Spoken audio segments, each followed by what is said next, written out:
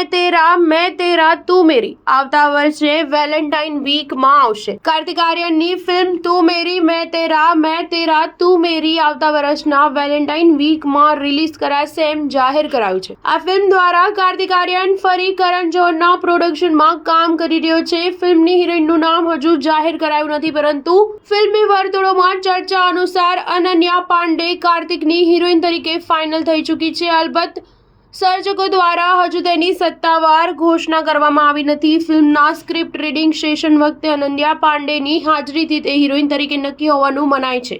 અગાઉ આ ફિલ્મમાં જાહ્નવી કપૂર લીડ હિરોઈન બનશે તેવી ચર્ચા હતી, પરંતુ કાર્તિક અને જાહ્નવી વચ્ચે અણબનના કારણે દોસ્તાના 2 ફિલ્મ અટકી પડી હતી। તેના કારણે જ કાર્તિક કરણ જોહરના કેમ્પમાંથી બહાર ફેંકાઈ ગયો હતો। હવે કરણ જોહર અને કાર્તિક વચ્ચે પેચઅપ થઈ ચૂક્યું છે, પરંતુ કાર્તિક અને જાહ્નવી સાથે કામ કરવા માટે કેટલા સહજ છે તે કહેવું મુશ્કેલ છે। સ્ટાર ન્યૂઝ 7 હંમેશા સચ્ચાઈની સાથે।